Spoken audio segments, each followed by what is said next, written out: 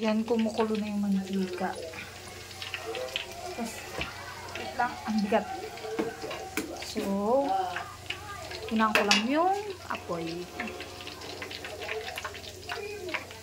So, madali lang naman itong lulutuin ko. Pakita ko sa inyo. Jaran! Jaran!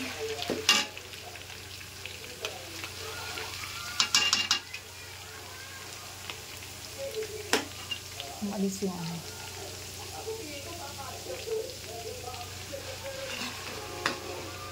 Yan. Jaran! Makikita niyo ba yung pula? Makikita ko rin. Diba? Wait lang. Yan. So, meron ding nakasamang green kasi hindi ko na mapili yung sili kanina nung bumili ako. So, yan. Habang mahina na yung ano. Yan. Balikan ko kayo pag nailagay ko na lahat kasi ay, ang dami pa. So, yan. Balikan ko kayo pag nailagay ko na lahat yung chili at yung garlic. So, wait lang. Oh, look guys. Malaki na yung kawali kong pinaglutuan. Oh, ang daming. Oh.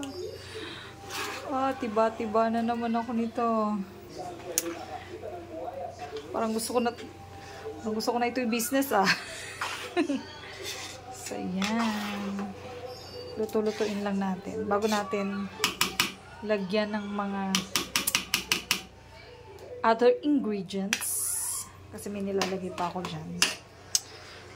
So, yan. Update ko kayo kapag luto na siya. So, yan na. Paluto na yung chili garlic. Ayan. So, mga 5 minutes na lang to. Okay na to. Yan, medyo pinon ng konti yung nagamit ko, yung sili. Kaso, pinaghiwalay ko kasi sila ng giling. Kaya, parang medyo ano pa. Oh! Nagluluto. Ako naghahalo. Masusunog yung ilalim.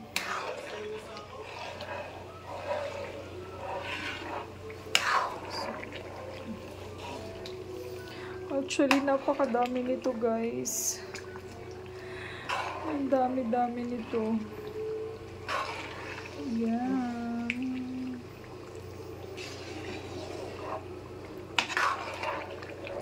Mahilig kasi ako sa maanghang. So, yan. Tayo naman natin siyang kumulo. O, diba di mo na makategorize yung ano. Yan o. Dami ng buto ng sili. Sarap. Hi, Joshua. Samahan mo ako habang nagluluto. Yan.